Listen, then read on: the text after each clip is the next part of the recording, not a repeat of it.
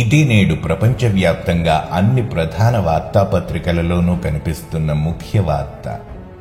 అన్ని దేశాలు అంతరిక్షంలో ఉన్న శాటిలైట్స్ సహాయంతో వీక్షించాలని తహతహలాడుతున్న ఏకైక పరిణామం ఆఖరికి ఇస్లాం పుట్టుకకు మూలమైన మధ్యాసియా దేశాల ప్రజల నుంచి మన పొరుగునే ఉన్న పాకిస్తాన్లోని జనాల వరకు ఒక్కసారైనా వెళ్లాలని అనుకుంటున్న డెస్టినేషన్ అఖండంగా, అమోఘంగా, దేదీప్యమానంగా ఏ భాష వర్ణనకి అందనంత ఘనంగా మన దేశంలో జరుగుతున్న మహాకుంభమేళా గురించి అని చెప్పడం ఎంతమాత్రమూ అతిశయోక్తి కాదు. భారతదేశంలోని ఉత్తరప్రదేశ్లో గల ప్రయాగ్రాజ్లో జరుగుతున్న మహాకుంభమేళాకి తరలి వస్తున్న కోట్లాది మంది భక్తులను, అక్కడికి వచ్చే ఎందరో నాగసాధువులు, అఘోరాలు, యోగులు, మహాపురుషుల వంటి వారిని చూసి ప్రపంచం మొత్తం తాదాత్మ్యం చెందుతోంది.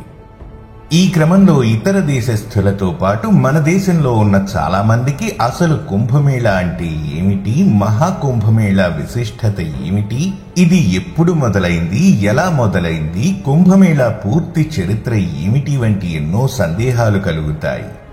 మరి అటువంటి అనేక సందేహాలకు సమాధానాలతో పాటు ఈ భూమిపై మొట్టమొదటిగా పురుడు పూసుకుని నీటికి దేదీప్యమానంగా భాసిల్లుతున్న హిందువుల చరిత్రను తెలుసుకోవడానికి ఈరోజుటి మన వీడియోను చివరిదాకా చూసి మీ అభిప్రాయాలను కామెంట్స్ ద్వారా తెలియజేస్తారని ఆశిస్తున్నాను. Voice of Mahidhar. కుంభమేళా అనేది అనంత హైందవ చరిత్రకు నిలువెత్తు సాక్ష్యం. కుంభమేళా అంటే ఎల్లలు లేని ఆధ్యాత్మిక ప్రయాణంలో మన ముందు సాక్షాత్కరించే ధృవతార. కుంభమేళా అనేది ఆధునిక శాస్త్రవేత్తలను సైతం నివ్వెరపరిచే సైన్స్.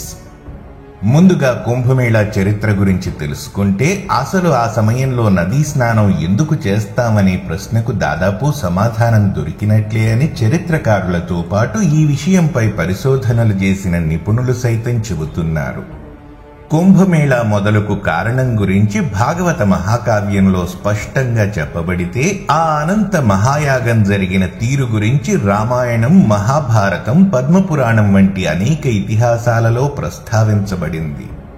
పూర్వం సృష్టి సమతౌల్యతకు, నిర్మాణానికి దేవతలు పాటుపడుతుంటే ఈ సృష్టిపై తమ ఆధిపత్యం ఉండాలనే అత్యాశతో దారుణాలకు తెగబడ్డ జాతి దానవులు. ఆ కారణం చేతనే దేవదానవుల మధ్య నిరంతరం యుద్ధాలు జరుగుతూనే ఉండేవి.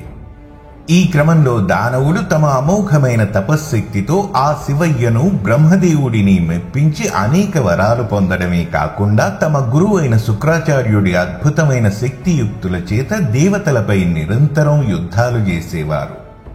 ఈ క్రమంలో దేవతలు తమ శక్తులను కోల్పోతూ శక్తిహీనులై తమ ఆవాసమైన స్వర్గాన్ని సైతం కోల్పోవడంతో దిక్కుతోచని దేవతలు తమ ప్రాణాలను అరచేతిలో పెట్టుకుని తమ సమస్యకు పరిష్కారం చూపమని బ్రహ్మదేవుడిని కోరారు.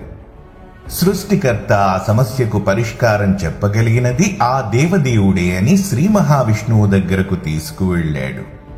ఆ స్వామి ప్రసన్న వదనంతో దేవతల ఆయుష్ పెరగాలన్నా, వారిని అమరులుగా చేయాలన్నా ఒకే ఒక్క పరిష్కారం పాలకడలి నుంచి అమృతాన్ని బయటకు తీయడమని చెప్పి దానికోసం మంధర పర్వతాన్ని వాసుకి సహాయంతో చిలకమని చెప్పాడు.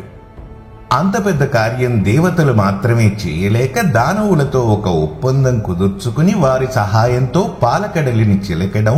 ఈ నేపథ్యంలో శ్రీ మహావిష్ణువు కూర్మావతారం ఎత్తి మంధర పర్వతాన్ని ఎత్తడం, తొలిగా వచ్చిన హాలాహలాన్ని శివయ్య తన కంఠంలో దాచుకోవడం, ఆఖరుగా ఒక బంగారు కుంభంలో అమృతం పైకి రావడం వంటి వివరాలు ప్రతి హిందువుకు తెలిసినవే. అయితే అమృతం పైకి వచ్చాక దేవదానవులు దానికోసం 12 పగళ్లు 12 రాత్రులు మహాయుద్ధం చేశారు. ఆ సమయంలో శ్రీ మహావిష్ణువు చాకచక్యంగా అమృత కుంభాన్ని చేజిక్కించుకుని దానిని తన వాహనమైన గరుత్మంతుడికి ఇవ్వగా ఆయన ఆ అమృత కుంభాన్ని తీసుకుని వెళుతున్నప్పుడు 4 చుక్కలు జారి భూమిపై పడ్డాయని, అలా పడ్డ ప్రదేశాలే ప్రయాగ్రాజ్, హరిద్వార్, నాసిక్, ఉజ్జయిని అని మన ఇతిహాసాలు చెబుతున్నాయి. దేవతల ఒక రోజు మనకు ఒక సంవత్సరం. అంటే వారు 12 రోజులు పోరాడిన తరువాత అమృతాన్ని పొందారు. అందుకే 12 సంవత్సరాలకు ఒకసారి మన దేశంలోని ఈ 4 క్షేత్రాలలో కుంభమేళా జరుగుతుంది. కుంభం నుంచి జారిపడిన అమృత బిందువుల వల్ల ఏర్పడ్డ ప్రదేశాలలో జరిగే మహామేళా అవ్వడం చేత దీనికి కుంభమేళా అనే పేరు వచ్చినట్లు ఆధ్యాత్మికవేత్తలు చెబుతారు. సూర్యుడు బృహస్పతి గమనాన్ని ఆధారంగా చేసుకుని కుంభమేళాన్ని నిర్వహిస్తారు. సూర్యుడు బృహస్పతి కలిసి సింహరాశిలోకి వచ్చినప్పుడు నాసిక్లోని త్రయంబకేశ్వరంలోనూ, సూర్యుడు మేషరాశిలో ఉన్నప్పుడు హరిద్వార్లోనూ, సూర్యుడు బృహస్పతి వృశ్చిక రాశిలో ఉన్నప్పుడు ఉజ్జయినిలోనూ, ఆఖరుగా బృహస్పతి వృషభ రాశిలో, సూర్యుడు మకర రాశిలో ఉన్నప్పుడు ప్రయాగ్రాజ్లోనూ కుంభమేళాను నిర్వహిస్తారు. ఈ కుంభమేళాని కూడా 4 విధాలుగా విభజించడం జరిగింది. మొదటగా సాధారణ కుంభమేళా. ఇది ప్రతి 4 ఏళ్లకు ఒకసారి జరుగుతుంది. రెండవది అర్ధ కుంభమేళా. ఇది ప్రతి 6 సంవత్సరాలకు ఒకసారి జరుగుతుంది. మూడవది పూర్ణ కుంభమేళా.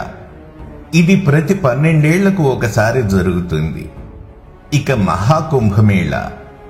ఇది 144 సంవత్సరాలకు ఒక్కసారి మాత్రమే ఉత్తరప్రదేశ్లోని ప్రయాగ్రాజ్లో జరుగుతుంది. ఇదే ప్రస్తుతం జరుగుతోంది. కుంభమేళా సమయంలో ప్రపంచం నలుమూలల నుంచి భక్తులు ఆయా ప్రదేశాలకు వచ్చి అక్కడున్న పుణ్యనదులలో స్నానాలు చేస్తారు. ముఖ్యంగా ప్రయాగ్రాజ్ దగ్గర గంగా, యమున, సరస్వతీ నదుల త్రివేణి సంగమం ఉండటంతో అక్కడ చేసే నదీ స్నానానికి మరింత విశిష్టత ఉంది అనాదిగా.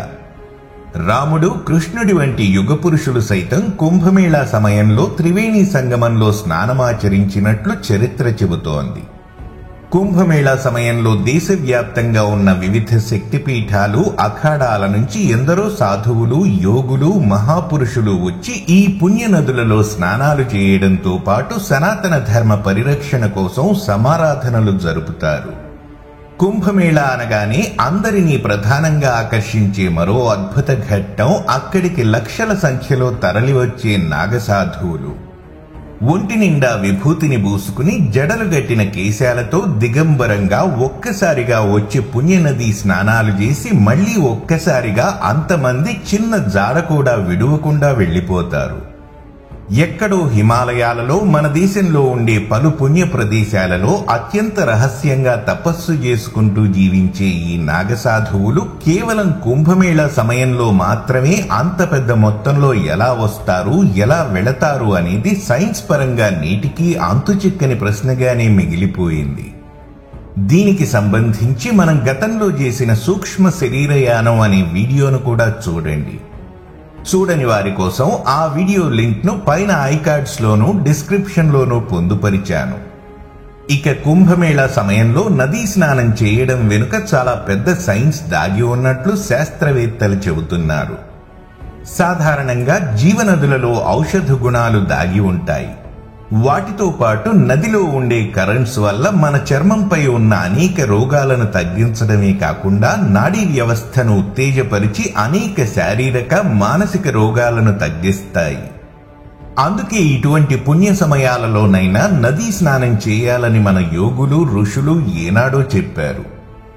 దానితో పాటు అంతరిక్షంలో జరిగే గ్రహాల కదలికల ఆధారంగా జరిగే కుంభమేళా సమయంలో నదీ స్నానం చేయడం వల్ల ఆ గ్రహాల కదలికల నుంచి వచ్చే కొన్ని కిరణాలు, వాయువులు మన నదులను మరింత శక్తివంతంగా మారుస్తాయని, ఆ సమయంలో నదీ స్నానం చేయడం వల్ల ఎన్నో ఆరోగ్య ప్రయోజనాలను మనిషి పొందుతాడని మన మహర్షులు ఏనాడో చెప్పారు. అందుకే కుంభమేళా అంటే ఆధ్యాత్మిక కలయికే కాకుండా నేటి శాస్త్రవేత్తలకు అంతుచిక్కని అద్భుత సైన్స్. మరి ఇప్పుడు జరుగుతున్న 144 ఏళ్లకు ఒకసారి వచ్చే మహాకుంభమేళా అవకాశాన్ని వదులుకోవడం ఎంతవరకు సమంజసమనే విషయాన్ని ఒకసారి ఆలోచించండి. హర హర మహాదేవ. మరిన్ని మంచి వీడియోలతో మళ్ళీ మీ ముందుకు వస్తాను. మరి ఆ వీడియోలు మిస్ కాకూడదనుకుంటే మన ఛానల్ను సబ్స్క్రైబ్ చేసుకోండి. అలాగే వీడియోస్ని లైక్ అండ్ షేర్ చేయడం మర్చిపోకండి. మీకు తెలిసిన, తెలుసుకోదలిచిన విషయాలను క్రింద కామెంట్ బాక్స్లో తప్పక తెలియజేయండి. వీడియో క్రింద డిస్క్రిప్షన్లో పొందుపరిచిన మన సోషల్ మీడియా లింక్స్ కూడా ఫాలో అవుతారని ఆశిస్తున్నాను.